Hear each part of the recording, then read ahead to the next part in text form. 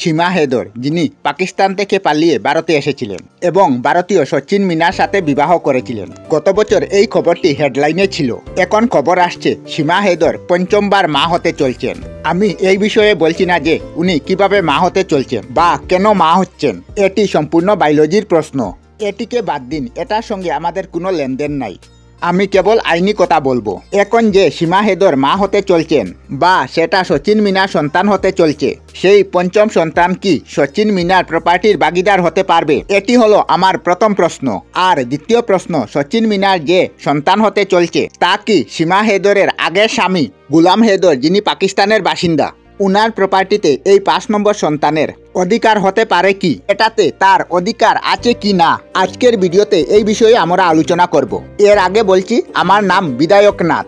আমাদের চ্যানেল বিধায়ক নাথ বাপ্পাতে আবারও একবার আপনাদের সবাইকে স্বাগত জানাই। এখন আবার মূল বিষয়ে ফিরে আসি। সীমা হেদর, যিনি পাকিস্তানের নাগরিক ছিলেন, উনার আগের স্বামী গুলাম হেদর, উনার 4 জন সন্তান ছিল। সীমা হেদর পাকিস্তান থেকে পালিয়ে নেপাল হয়ে লুকিয়ে লুকিয়ে ভারতে অবৈধভাবে প্রবেশ করেছিলেন এবং উনার সাথে উনার 4 সন্তানও ছিল এবং একজন ভারতীয় ব্যক্তি ছিলেন। উনার সাথে সীমা হেদর বিবাহ করেন এবং ভারতীয় পুলিশ সীমা হেদরকে ভারতে প্রবেশ করার জন্য গ্রেফতার করে। এর কারণ হলো সীমা হেদরের কাছে পাসপোর্ট, ভিসা কিছুই ছিল না।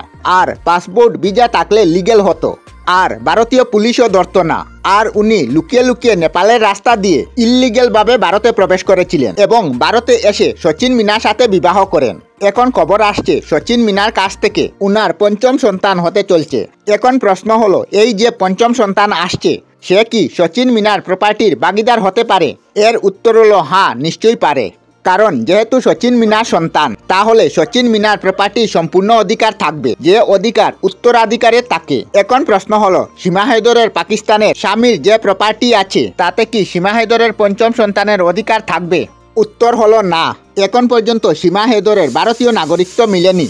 আর ভারতীয় আইন অনুসারে যে বাচ্চার ভারতের ভিতর জন্মগ্রহণ হবে আর তার মা বা বাবার মধ্যে যদি কেউ ভারতীয় নাগরিক হন, তাহলে সেই সন্তান ভারতীয় নাগরিকত্ব পাবে। আর এখানে যখন সচিন মিনা ভারতীয় নাগরিক, তাহলে তাদের পঞ্চম সন্তানও ভারতীয় হয়ে যাবে, কিন্তু মা নাগরিক নয়। আর যেহেতু বাচ্চা সচিন মিনার গুলাম হেদরের নয়, আইন অনুসারে বাচ্চা গুলাম হেদরের প্রপার্টিতে দাবি করতে পারবে না। এটি হচ্ছে জেনুইন ফ্যাক্ট। আমরা আমাদের চ্যানেলে সব ধরনের ভিডিও আপলোড করি, যেমন ব্লগ, নিউজ, কুকিং ভিডিও, ধার্মিক আলোচনা ইত্যাদি। যদি আপনারা এই ধরনের ভিডিও দেখতে পছন্দ করেন, তাহলে এই চ্যানেলটি নিশ্চয়ই সাবস্ক্রাইব করবেন।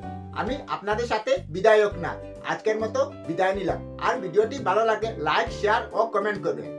ভিডিওটি সম্পূর্ণ দেখার জন্য অশেষ ধন্যবাদ।